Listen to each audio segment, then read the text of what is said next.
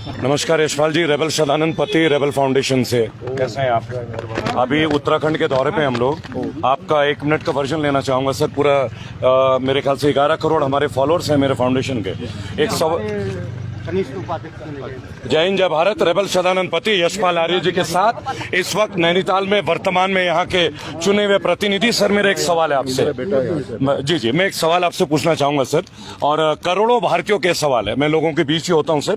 आज 16 तारीख को मैं यूएस कांग्रेस में जो बिडेन जी के साथ आपसे एक प्रश्न पूछना चाहूंगा सर। हर भारतीय का प्रश्न है सर। हम लोग मास्क पहनते हैं, मास्क के लिए इतनी सारी चीजें। कृषि बिल का भी आप लोग शायद समर्थन करते होंगे सर आप लोग, है ना सर? मेरा संगठन कुछ विचारों को लेकर आता है हमेशा। तो मेरा एक सवाल होगा सर कि आप लोग प्रतिनिधित्व करते हैं, संसद में जाते हैं सर, 5 साल के लिए जाते हैं, 10 साल के लिए जाते हैं, चुन के जाते हैं। आप लोग के लिए जीवन भर के लिए पेंशन का होता है, लेकिन ये जो मेरे पीछे स्थानीय प्राधिकारी हैं जो कि सरकार के चुने हुए हैं सर, इनकी पेंशन क्यों नहीं होती? इनके लिए कोई आवाजें क्यों नहीं उठती? आप लोग 5 साल चुन के एमएलए एमपी बन के जाते हैं, इन लोगों को पेंशन क्यों नहीं मिलती सर? ये बात पार्लियामेंट में क्यों नहीं उठाई जाती?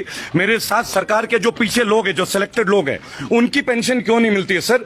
5 साल में देशभक्ति का ऐसा क्या नजारा इंडियन पॉलिटिकल सिस्टम में कि हमारे एमएलए एमपीज को बेनिफिट मिलती है? मेरे देश के करोड़ों फौजी, सीआईएसएफ, सीआरपीएफ, इंडियन आर्मी और मेरे पुलिस के वो लाखों लोग जो कोरोना का, नहीं ये मेरा आवाज है सर, मैं बोलता है मैं रेबल हूं सर जी। तो आपको क्या लगता है सर, आप लोग प्रतिनिधित्व करते हैं जनता का, क्या आप लोगों को इनके लिए पार्लियामेंट में आवाज नहीं उठानी चाहिए? निश्चित रूप से आपका कहना वाजिब। मैं आपके वर्जन बस जानना चाहूंगा।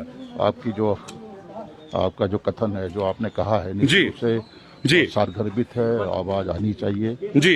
क्योंकि देखिए सर, कोरोना के विस्मय परिस्थिति में हमारे जो मौलिक अधिकार हैं जी, उसके अंतर्गत जो भी व्यवस्थाएं हैं, थोड़ा सा और जोर से बोलेंगे सर। जो हमारे मौलिक अधिकार हैं उनके अंतर्गत जो भी व्यवस्थाएं हैं जी, उनका अनुपालन सुनिश्चित होना चाहिए जी।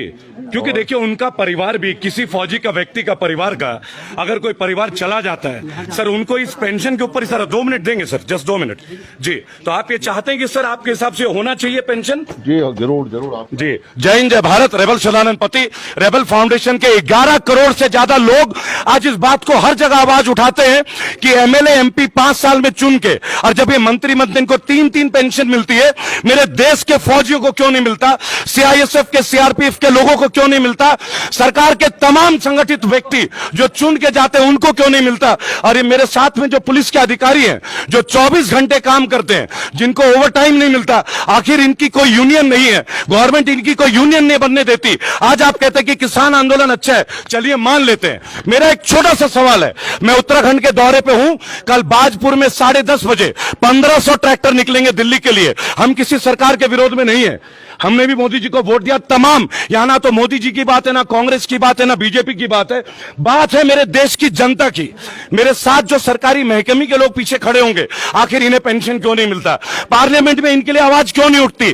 पार्लियामेंट में मजदूरों के हक के लिए आवाज क्यों नहीं उठती? जब ये कहा जाता है कि जीएसटी में 5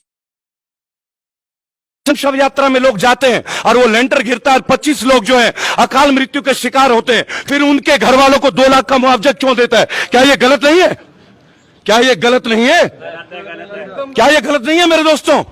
हमारे ही देश में जहां लाखों करोड़ का जीएसटी का मिलता है और हमारे जनजीवन में एक व्यक्ति को 2 लाख का मुआवजा, मैं इसी तरह निरंतर दोस्तों अमेरिका जाने से पहले निरंतर हर एमएलए एमपी से यह सवाल पूछता रहूंगा। और बहुत शीघ्र हम लोग अपने स्थानीय विधायक के घर भी जाएंगे और उनसे ये पूछेंगे कि अगर आप किसी बिल का समर्थन करते हैं और आप लोग चुने हुए जनप्रतिनिधि हैं, आपको एयर टिकट की सुविधा मिलती है, आपको फर्स्ट क्लास की सुविधा मिलती है, तो मेरे देश के फौजी, मेरे देश के पुलिस वाले, सीआईएसएफ, सीआरपीएफ, इन लोगों को पेंशन क्यों नहीं मिलता? इनकी आवाजें क्यों नहीं उठती? गलत है क्या?